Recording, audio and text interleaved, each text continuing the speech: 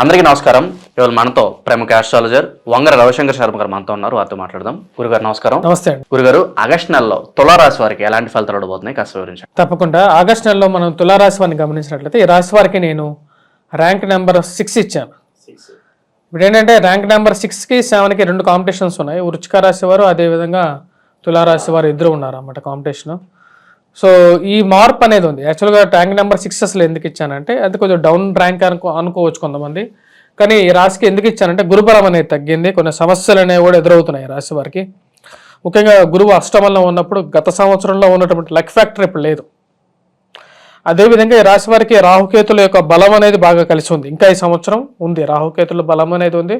కాకపోతే పంచమంలో శని అంత అనుకూలమైనటువంటి ఫలితాలు అయితే ఇవ్వడు, పూర్తిగా అనుకూలంగా ఇవ్వడు. వ్యాపారంలో ఖర్చు ఎలా ఉంటుందో దాని యొక్క రాబడి కూడా ఈక్వల్గా ఉంటూ ఉంటుంది అన్నమాట. కాకపోతే ఈ సంవత్సరంలో ఇప్పుడు ఈ నెలలో ఆగస్టులో మనం గమనించినట్లయితే గురువు యొక్క అనుకూలత తక్కువగా ఉన్నప్పటికీ రవి యొక్క అనుకూలత బాగుంది.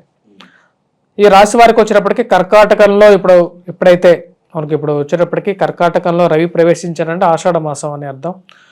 రాబోతున్నటువంటి లాభస్థానంలోకి 16వ తారీఖున మారబోతున్నాడు అన్నమాట రవి ఎప్పుడైతే అనుకూలమైనటువంటి స్థానంలో ఉంటాడో ఈ రాశి వారికి అనుకూలంగా ఉంటుంది. రాజ్యస్థానాల్లో ఉద్యోగపరంగా వ్యాపారపరంగా అనుకూలంగా ఉండటం ఈ యొక్క మరి అదే విషయంగా వచ్చేటప్పటికి నూతనంగా వచ్చేటప్పటికి ఎవరైతే ఉద్యోగ ప్రయత్నాలు చేస్తున్నటువంటి వారికి కలిసి రావటం, అలాగే ఇంక్రిమెంట్స్ కానీ లేకుండా ఉంటే ప్రమోషన్స్ ఇంక్రిమెంట్స్, ఉన్నత స్థాయిలో ఉన్నటువంటి స్త్రీ పురుషులతో సత్సంబంధాలు అనేది ఏర్పరచుకోగలుగుతారు.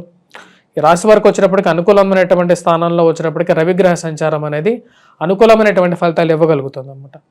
ప్లస్ ఎన్నో రోజుల నుంచి వెయిట్ చేస్తున్నటువంటి కొన్ని పనులు ఉంటాయి అన్నమాట. ఆ పనుల్లో వచ్చేటప్పటికీ అంటే ప్రమోషన్స్లో కానీ లేకపోతే ఉంటే ట్రాన్స్ఫర్స్గా కానీ వాటిలో కదలిక అప్పటి నుంచి ఎదురు చూస్తూ ఉంటారు. ఆ కదలిక అనేది గురించి చాలా వెయిట్ చేస్తుంటారు. ఆ కదలిక రావటం అనేది ఒక మంచి పరిణామంగా ఉంటుంది.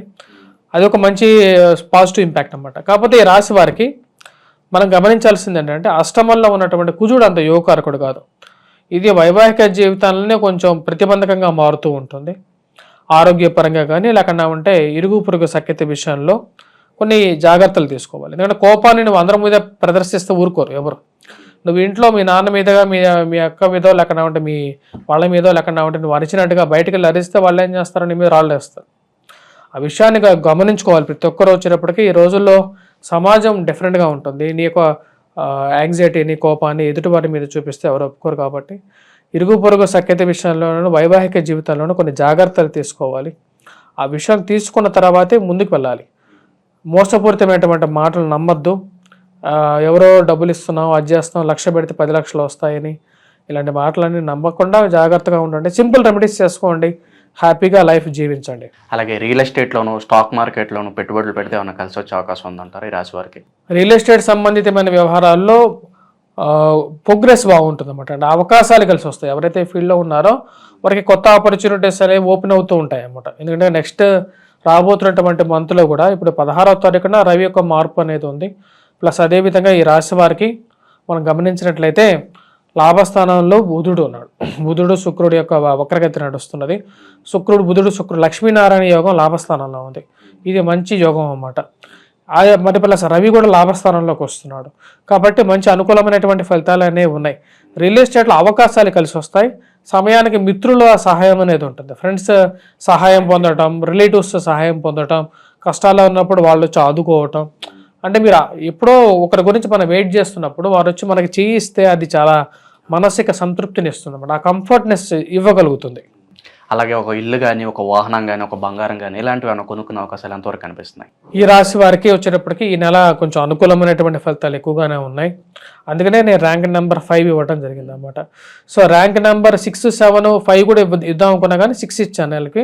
ఎందుకంటే ముందు వేరే వాళ్ళు కాంపిటీషన్ ఎక్కువగా ఉంది కాబట్టి 6 ఇవ్వడం జరిగింది. వేరే రాశి వారికి 5 ఇవ్వడం జరిగింది. 6 ఇవ్వడం 6 is not a bad rank అన్నమాట యాక్చువల్ చెప్పాలంటే. కాకపోతే గురువు యొక్క బలం అనేది తక్కువగా ఉంది.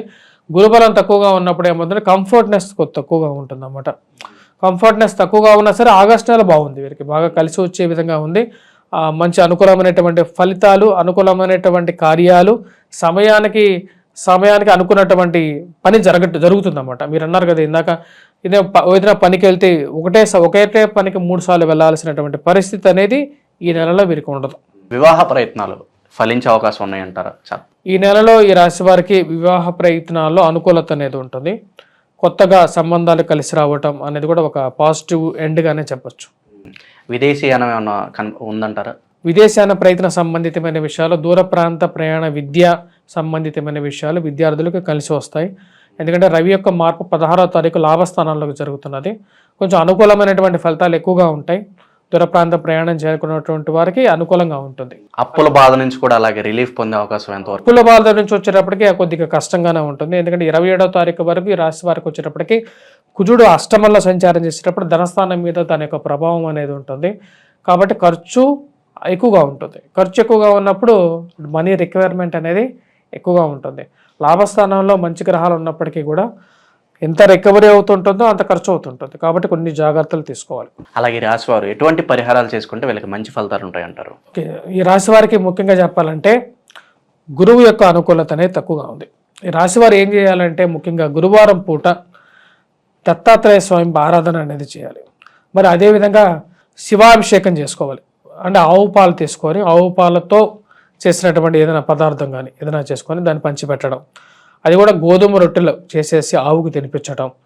గోధుమ రొట్టె ఇప్పుడు కుజుడు కూడా సరైనటువంటి స్థానంలో లేడు కాబట్టి ఆగస్టు నెలలో ఎవరైనా రెమెడీ చేసుకోవాలనుకున్న వాళ్ళు బెల్లము ప్లస్ గోధుమ రొట్టెలు రెండు కలిపి ఏదైనా తీపి పదార్థం రొట్టెలాగా చేసేసేసి ఆవుకు తినిపించడం, లేకుండా ఉంటే ఏదైనా దేవాలయంలో పంచిపెట్టడం.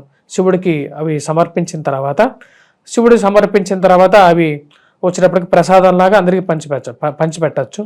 లేకుండా ఉంటే ఏదైనా అనాథాశ్రమంలో అయినా సరే ఈ యొక్క పదార్థాన్ని మనం డొనేషన్ చేయడం. అంటే ఇలాంటి రొట్టెలు చేసేసి ఏదైనా సరే మనం చేసి ఇవ్వాలి. అంతేగాని ఎక్కడ బయట కొని తెచ్చి ఇవ్వటం కన్నా ఇది చేసి ఇస్తే ఏంటంటే నీ యొక్క ఆ యొక్క కృషి అనేది దేవుడు ఇప్పుడు గుర్తిస్తాడు. అంతేగాని ఏదో ఆర్టిఫిషియల్గా మటుకు చేయొద్దు. ఎందుకంటే ఈ రోజుల్లో చాలామంది నేను చూస్తున్నాను ఏంటంటే ఎలా ఉన్నాయంటే నేను ఇవి చేస్తాం, హోమాలు చేస్తాం, యజ్ఞాలు చేస్తాం అని చెప్పేసి దాని తర్వాత వాటితో పాటు ఇవన్నీ ఉన్నాయి. ఏంటంటే ముఖ్యంగా జపాలు చేస్తామని చెప్పేసి లేక దానాలు ఇవ్వాలని చెప్పేసి రెడీమేడ్ ప్యాక్స్ వస్తున్నాయి. రెడీమేడ్ ప్యాక్స్ కాదు, శాస్త్రంలో ఏ విధంగా చెప్పారో ఆ విధంగా చేయండి.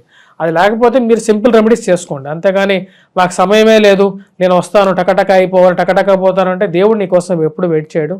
ఆ విషయాన్ని ప్రతి ఒక్కరు గుర్తించండి. దైవారాధన చేసుకోండి. దైవస్మరణ చేసుకున్నంత ఉత్తమం ఏది ఉండదు.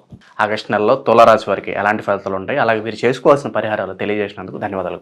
స్వస్తి.